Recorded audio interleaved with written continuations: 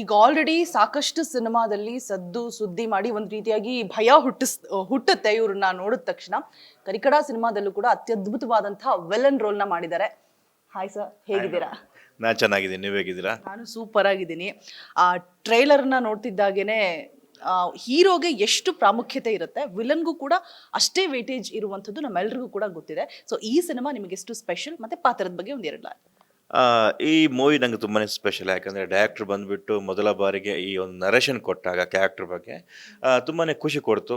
ಒಬ್ಬ ಆ್ಯಕ್ಟ್ರಿಗೆ ಅವನೇನು ಹುಡುಕ್ತಾನೆ ಅಂತಂದರೆ, ಓಕೆ ಫೈನಾನ್ಷಿಯಲಿ ಸ್ಟೇಬಲ್ ಆಗಬೇಕು, ಅದಲ್ಲದೆ ಕೆಲವೊಂದು ಕ್ಯಾರೆಕ್ಟ್ರ್ ಕಿಕ್ ಕೊಡಬೇಕು ಅಂತ. ಕಿಕ್ ಕೊಡುವಂಥ ಕ್ಯಾರೆಕ್ಟ್ರ್ ಇದು. ಎರಡು ಶೇಡಲ್ಲಿ ನಾನು ಕಾಣಿಸ್ಕೋತೀನಿ. ನಿಮಗೊಂದು ರೆಟ್ರೋ, ಇನ್ನೊಂದು ಬಂದುಬಿಟ್ಟು ಮಾಡರ್ನ್ ಲುಕ್ಕಲ್ಲಿ ಕಾಣಿಸ್ಕೋತೀನಿ. ಚಾಲೆಂಜಿಂಗ್ ಆಗಿತ್ತು, ಅಷ್ಟೊಂದು ಈಸಿ ಆಗಿರಲಿಲ್ಲ.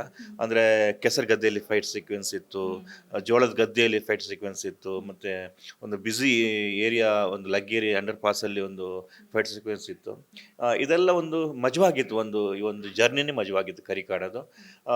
ಬ್ಯೂಟಿಫುಲ್ ಟೀಮ್, ಬ್ಯೂಟಿಫುಲ್ ಸ್ಕ್ರಿಪ್ಟ್, ಅದಲ್ಲದೆ ಡೈರೆಕ್ಟರ್ ತುಂಬ ಪ್ಯಾಷನೇಟ್ ಆಗಿ, ತುಂಬ ಏನು ಹೇಳ್ತಾರೆ, ಪ್ರಿಪೇರ್ ಆಗಿಬಿಟ್ಟು ಮಾಡಿದಂಥ ಒಂದು ಮೂವಿ ಇದು.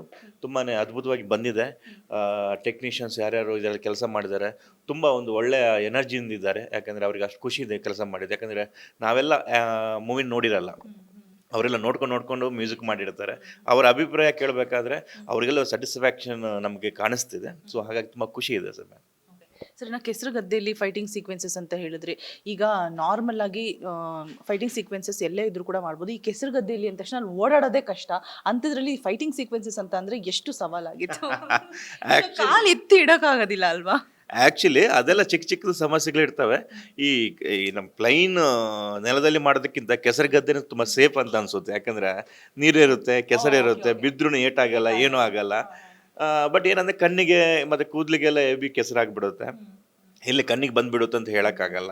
ಒಂದ್ಸಲ ಕೆಸರು ಅದರಲ್ಲಿ ಕಲ್ಲು ಮಿಶ್ರಣ ಆಗಿರುತ್ತೆ, ಎಲ್ಲಿ ಚುಚ್ಚುತ್ತೆ ಅಂತ ಹೇಳೋಕ್ಕಾಗಲ್ಲ. ಒಂದು ಚಿಕ್ಕ ಅಪಾಯ ಇದೆ, ಅದು ಬಿಟ್ಟರೆ ತುಂಬ ಸೇಫ್ ಅದು. ಆ್ಯಕ್ಚುಲಿ ಕೆಸರು ಗದ್ದೆಯಲ್ಲಿ ಏಟಾಗಲ್ಲ.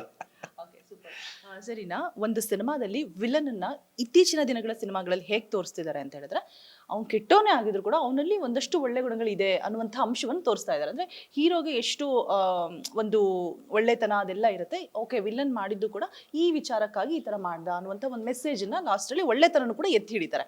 ಒಂದು ರೀತಿಯಾಗಿ ಆಡಿಯನ್ಸೇ ಕನ್ಫ್ಯೂಸಿಂಗ್ ಆಗಿ ಹೋಗ್ಬೇಕು, ಹೌದಲ್ವಾ ಇದು ಕೂಡ ಕರೆಕ್ಟೇ ಅಂತ ಹೇಳ್ಬಿಟ್ಟು. ಆ ಕಾರಣಕ್ಕಾಗಿ ವಿಲನ್ನು ಕೂಡ ಮೆಚ್ಕೊಳ್ತಾ ಇದ್ದಾರೆ ಜನ. 100%. ಈಗ ನಮ್ಮ ರಿಯಲ್ ಲೈಫಲ್ಲಿ ನೋಡೋಣ, ನಾವು ಯಾರು ಒಳ್ಳೆಯವರಲ್ಲ, ನಾವು ಯಾರು ಕೆಟ್ಟವರಲ್ಲ, ಸಂದರ್ಭಗಳಷ್ಟೇ.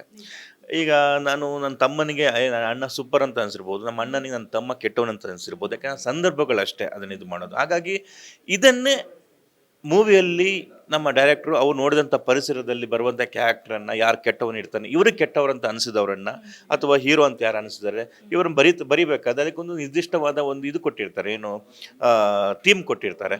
ಆ ಥೀಮ್ನ ನಾವು ಹಿಡ್ಕೊಂಡು ಆ್ಯಕ್ಟಿಂಗ್ ಮಾಡಬೇಕಲ್ಲ. ನಾನು ಯಾವತ್ತೂ ಕೂಡ ಅಷ್ಟೇ, ನನಗೆ ವಿಲನ್ ಮಾಡೋದನ್ನು ತುಂಬ ಇಷ್ಟ. ನೀವು ಗುಡ್ ಅಂದರೆ ನೀವೇನು ಗುಡ್ ಆಗಿರುವಂಥ 2-3 ಎಮೋಷನ್ ಅಷ್ಟೇ ತೋರಿಸೋದಲ್ವಾ.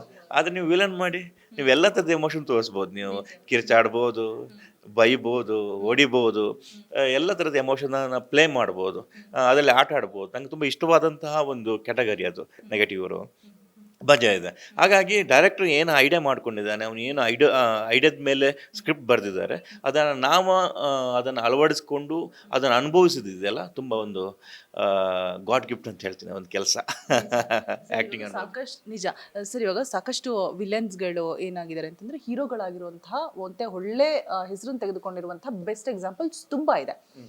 ಸೊ ಆ ಥರ ನಿಮಗೇನಾದರೂ ಇನ್ ಫ್ಯೂಚರಲ್ಲಿ ವಿಲನ್ ಜೊತೆಗೆ ಹೀರೋ ಪಾತ್ರದಲ್ಲೂ ಕಾಣಿಸ್ಕೊಬೇಕು ಅನ್ನುವಂಥ ಆಸೆಗಳು ಏನಾದರೂ ಇದೆಯಾ? ಆ ಕಡೆ ವರ್ಕ್ ಏನಾದರೂ ನಡೀತಾ ಇದೆಯಾ? ಆ್ಯಕ್ಚುಲಿ ಇಲ್ಲ, ನಾನು ಒಂದು ಸೂಜಿದಾರ ಮೂವಿಗೆ ಹೀರೋ ಆಗಿ ಮಾಡಿದ್ದೀನಿ. ಮೊನ್ನೆ ಜಂಗಲ್ ಮಂಗಲ್ ಅಂತ ರಿಲೀಸ್ ಆಯಿತು, ಆ ಮೂವಿಗೆ ಹೀರೋ ಆಗಿ ಮಾಡಿದ್ದೀನಿ. ಅಲ್ಲಿ ಎಲ್ಲೂ ಕೂಡ ಹೀರೋ ಅಲ್ಲ, ಸಿನಿಮಾದ ಕತೆ ಹೀರೋ ಆಗಿರುತ್ತೆ. ನನಗೆ ಆ ಥರದ ಮೂವಿಯಲ್ಲಿ ಆ್ಯಕ್ಟ್ ಮಾಡೋಕ್ಕೆ ತುಂಬ ಇಷ್ಟ ಆಗುತ್ತೆ. ಯಾಕಂದರೆ ನಾನು ಅಲ್ಲದೆ ಇರೋ ಕ್ಯಾರೆಕ್ಟರ್ ಮಾಡೋಕ್ಕೆ ಹೋದರೆ ನಾನು ಎಲ್ಲೋ ಸೋಲ್ತೀನಿ ಅನ್ನೋ ಭಯ ನನಗೆ ಇದೆ. ಈಗ ಒಂದು ಡಾರ್ಕ್ ಕ್ಯಾರೆಕ್ಟರ್, ಗ್ರೇ ಕ್ಯಾರೆಕ್ಟ್ರು, ಒಂದು ವಿಲನಿಶ್ ಆಗಿರುವಂಥ ಕ್ಯಾರೆಕ್ಟರ್ ಲೀಡ್ ಆಗಿದ್ದರೆ ನಾನು ಈಸಿಯಾಗಿ ಮಾಡ್ಬೋದು. ಯಾಕಂದರೆ ನನ್ನ ಔಟರ್ ಲುಕ್ ಆ ಥರನೇ ಇದೆ. ಈಗ ನಾನು ಅದನ್ನು ಬಿಟ್ಟು ಬೇರೆ ಥರ ಅಂದರೆ ನನ್ನ ಜೊತೆ ಒಂದು ತಿಂಗಳು ಯಾರಾದ್ರು ಒಡನಾಡಿದರೆ ಯಶ್ ಶೆಟ್ಟಿ ಒಬ್ಬರು ಒಳ್ಳೆ ವ್ಯಕ್ತಿ ಅಂತೇಳ್ಬಿಟ್ಟು ಅರ್ಥ ಮಾಡ್ಕೋತಾರೆ. ಒಂದೇ ಸಲ ನೋಡಿದ್ರೆ ನಾನು ಆ ಒಂದು ಫೀಲ್ ಕೊಡೋಕ್ಕಾಗಲ್ಲ, ಯಾಕಂದರೆ ಔಟರ್ ಲುಕ್ ಸ್ವಲ್ಪ ರಗಡ್ ಆಗಿದೆ. ಸೊ ಆ ಥರ ಸೊ ನನಗೆ ಒಪ್ಪುವಂಥ ಕ್ಯಾರೆಕ್ಟರ್ ನಾನು ಮಾಡೋಕ್ಕೆ ರೆಡಿ ಇದ್ದೀನಿ. ಆ ಥರದ ಮೈನ್ ಸ್ಕ್ರಿಪ್ಟ್ ಬಂದರೆ ನಾನು ಮಾಡ್ಬೋದು. ಅದಲ್ಲದೆ ಬೇರೆ ಏನಾದ್ರು ಬಂತು ಅಂತಂದ್ರೆ ನಾನು ಒಪ್ಕೊಳ್ಳೋಕ್ಕಾಗಲ್ಲ, ಯಾಕಂದ್ರೆ ನನಗೆ ಬಿಲೀವ್ ಆಗಿಲ್ಲ ಅಂದರೆ, ನಾನು ಬಿಲೀವ್ ಮಾಡಿಲ್ಲ ಅಂದರೆ ಆಡಿಯನ್ಸ್ಗೆ ನಾನು ಏನು ಬಿಲೀವ್ ಮಾಡಿಸ್ಲಿ. ಸೊ ಹಾಗಾಗಿ ನನಗೆ ತಕ್ಕದಾದ ಸ್ಕ್ರಿಪ್ಟ್ ಬಂದರೆ ಖಂಡಿತ ಮಾಡ್ತೀನಿ, ನಾನಲ್ಲಿ ಒಪ್ಪೋದಾದರೆ. ಇನ್ನ ಈ ಒಂದು ಗುಣವನ್ನ, ಈ ಒಂದು ವಿಲನ್ ಕ್ಯಾರೆಕ್ಟರ್ನ, ಈ ಒಂದು ರೌದ್ರತನ ಅಂತಾನೆ ಹೇಳ್ಬೋದು, ಇದನ್ನ ಜನಗಳ ತಲೆಯಲ್ಲಿ ಇಟ್ಕೊಂಡು ಹೋಗ್ತಾರೆ ಅಂತ ಅಂದ್ರೆ ಈ ಸಿನಿಮಾದಲ್ಲಿ ಯಶ್ ಶೆಟ್ಟಿ ಅವರ ಪಾತ್ರದ್ದು ಯಾವುದು? ನಾನೊಂದು ರೆಟ್ರೋ ಲುಕ್ಕಲ್ಲಿ ಮಾಡಿದಂಥ ಕೆಲವೊಂದು ಆ್ಯಕ್ಟಿಂಗ್ ಸೀನ್ಸ್ ತುಂಬ ಚೆನ್ನಾಗಿದೆ, ಅದ್ಭುತವಾಗಿದೆ. ನಾನು ನನ್ನ ತಂದೆ ಜೊತೆಗೆ ಬಾಲರಾಜ್ ವಾಡೆ ಅವರು ನನ್ನ ತಂದೆ ಕ್ಯಾರೆಕ್ಟರ್ ಮಾಡಿರ್ತಾರೆ. ಸೊ ಅಲ್ಲಿ ಡೈಲಾಗ್ ಡೆಲಿವರಿ ಆಗಿರ್ಬೋದು, ಆ ಒಂದು ಜಟಾಪಟಿ ಆಗಿರ್ಬೋದು, ಸೀನಲ್ಲಿ ತುಂಬ ಎನರ್ಜೆಟಿಕ್ ಆದಂಥ ಲೈನ್ಸ್ ಇತ್ತು, ಮತ್ತು ಸಂದರ್ಭಗಳು ಹಂಗಿದ್ವು. ನನಗೆ ತುಂಬ ಎಂಜಾಯ್ ಮಾಡಿದಂಥ ಒಂದು 4-5 ಸೀನ್ ತುಂಬ ನಾನು ಎಂಜಾಯ್ ಮಾಡಿದ್ದೀನಿ. ಇವನ್ ಕೂಡ ಮೂವಿಗೆ ಬಂದ ಮೇಲೆ ಆ ಸೀನ್ಸನ್ನು ಕಟ್ ಮಾಡಿ ಇಟ್ಕೊಂಡ್ರೆ ನನ್ನ ಆ್ಯಕ್ಟಿಂಗ್ ರೆಫರೆನ್ಸಿಗೆ ಅದು ತುಂಬ ಹೆಲ್ಪ್ ಆಗ್ಬೋದು ಅಂತ ನಾನು ಅಂದ್ಕೋತೀನಿ. ಅಷ್ಟು ಚೆನ್ನಾಗಿದೆ. ಇದರ ಕ್ರೆಡಿಟ್ ಎಲ್ಲ ಮಾಡಿದ ನಮಗೂ ಸಲ್ಲುತ್ತೆ, ಮಾಡಿಸಿದಂಥ ಡೈರೆಕ್ಟ್ರಿಗೂ ಸಲ್ಲುತ್ತೆ. ಯಾಕಂದರೆ ಎಲ್ಲೂ ಕೂಡ ಡೈಲಾಗ್ನ ಲ್ಯಾಗ್ ಮಾಡಿದೆ, ಇಷ್ಟೇ ಸೆಕೆಂಡಲ್ಲಿ ಇದು ಮುಗಿಬೇಕು, ನನ್ನ ಮೂವಿಗೆ ಇಷ್ಟೇ ಬೇಕಾಗಿರೋದು, ಇದು 1 ನಿಮಿಷದಲ್ಲಿ ಮುಗಿಯುವಂಥ ಸೀನ್ ಅಂತ ಹೇಳ್ಬಿಟ್ಟು ಮೊದಲೇ ಆ್ಯಕ್ಟ್ರಿಗೆ ಕನ್ವೆ ಮಾಡಿಸಿ ಅಷ್ಟು ಫಾಸ್ಟಾಗಿ ಮಾಡಿಸಿದ್ದಾರೆ ನಮ್ಮ ಹತ್ರ ಅವರು. ಸರ್, ಇನ್ನ ಈ ಒಂದು ಡೈಲಾಗ್ ನನಗೆ ತುಂಬಾ ಇಷ್ಟ. ಇವಾಗ ಹೇಳಿದ್ರೆ ರೆಟ್ರೋ ಸ್ಟೈಲಲ್ಲಿ ಇರುವಂಥದ್ದು, ನಾನು ಅದು ತುಂಬಾ ಎಂಜಾಯ್ ಮಾಡಿದೆ ಅಂತ ಹೇಳ್ಬಿಟ್ಟು ಆ ಡೈಲಾಗ್ ನಾನು ಎರಡಲ್ಲ, ಬಿಕಾಸ್ ಸ್ಟೋರಿ ಅಂತೂ ಏನೂ ಬಿಟ್ಕೊಟ್ಟಿಲ್ಲ ನಿಮ್ಮ ಟೀಮ್ ಅವರು. ಡೈಲಾಗ್ ಆದರೂ ಅದ್ರ ಡೈಲಾಗ್ ಅಷ್ಟು ನೆನಪಿಲ್ಲ, ಆದರೆ ಒಂದು ಲೈನ್ ಟೀಸರಲ್ಲಿ ಬಂದಂಥ ಒಂದು ಲೈನ್ ಇದೆ. ಒಂದೇ ನಿಮಿಷ ಅದು ನೆನಪು ಮಾಡ್ಕೋತೀನಿ. Okay, ready. ಓಕೆ, ಅವನು ಯಾವ್ಯಾವ ಮೂಲೆಯಲ್ಲಿ ಏನೇನು ಇಟ್ಟಿದ್ದಾನೋ ಒಡ್ಸಿರೋ ಅವ್ರ ಅಪ್ಪನಿಗೆ ಗೊತ್ತಿರಲ್ಲ, ಗೊತ್ತಾ? ಅಂದರೆ ಕರಿಕಾಡ ಅಷ್ಟು ಶಾರ್ಪ್. ಆ್ಯಕ್ಚುಲಿ ಕರಿ ಅಂದರೆ ಆನೆ ಅಂತೆ, ಕಾಡ ಹೀರೋ ಹೆಸರು.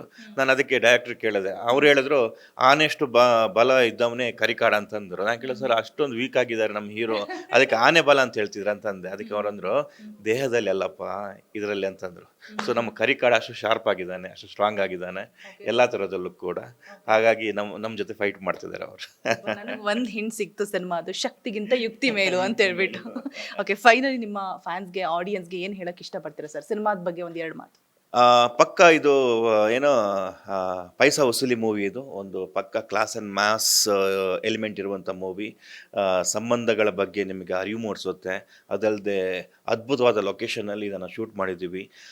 ನಮ್ಮ ಡೈರೆಕ್ಟರ್ ಆಗಿರ್ಬೋದು, ಹೀರೋ ಆಗಿರ್ಬೋದು, ಅವರ ಚೈಲ್ಡ್ಹುಡ್ ಮೆಮೊರೀಸ್ ಅನುಭವನೆಲ್ಲ ಒಂದೇ ತೆಕ್ಕೆಗೆ ಹಾಕ್ಬಿಟ್ಟು ಒಂದು ಅದ್ಭುತವಾದ ಕರಿಕಾಡ ಅನ್ನುವಂಥ ಅನುಭವನ ರೆಡಿ ಮಾಡಿದ್ದಾರೆ. ಇದರ ಅನುಭವ ನಿಮ್ಗೆ ಸಿಗೋದು ನಾಳಿದ್ದು ಫೆಬ್ರವರಿ 6ನೇ ತಾರೀಕು. ಬನ್ನಿ, ಎಲ್ಲರ ಜೊತೆ ಕೂತು ಈ ಸಿನಿಮಾನ ನೋಡೋಣ, ಎಂಜಾಯ್ ಮಾಡೋಣ. ಒಂದು ಡೌಟು, ಅದು ಕರ್ಲ್ ಇದೆಯಲ್ಲ ಹೇರ್ಸು, ಅದು ರಿಯಲ್? ಬಿಕಾಸ್ ಆ ಕರ್ಲ್ ಹೇರ್ಸು ಅಟ್ರಾಕ್ಟ್ ಮಾಡುತ್ತೆ ಎಲ್ರು. ಬಿಕಾಸ್ ಸ್ಟ್ರೇಟ್ ಹೇರ್ಸ್ ಇರೋರಿಗೆ ಕರ್ಲ್ ಬೇಕು ಅನ್ಸುತ್ತೆ, ಕರ್ಲ್ ಇರೋರಿಗೆ ಸ್ಟ್ರೇಟ್. ಬಟ್ ಅದ್ ನೋಡಿದ್ರೆ ವಾವ್ ಅಂತ ಅನ್ಸುತ್ತೆ. ನಿಮ್ಮ ಪಾತ್ರಕ್ಕೂ ಕೂಡ ಕಲರ್ ಬೇರೆ ಹಾಕ್ತಾರೆ. ರಿಯಲ್ ಹಿಂಗೆ ಇರೋದು. ಗೆಟಪ್ ಚೇಂಜ್ ಮಾಡಲ್ವಾ ಸರ್? ಬೇಡ, ಯಾಕೆ ನಾವು ಹಿಂಗಿದ್ರೆ ಕೆಲಸ ಸಿಗೋದಲ್ಲ ನಮಗೆ. ಕೆಲಸ ಮುಖ್ಯ, ಗೆಟಪ್ ಚೇಂಜ್ ಮಾಡ್ಕೊಂಡು ಏನು ಮಾಡಲಿ, ಕೆಲಸ ಮುಖ್ಯ. ಬಟ್ ಚೆನ್ನಾಗಿದೆ, ಎಂಜಾಯ್ ಮಾಡೋಣ.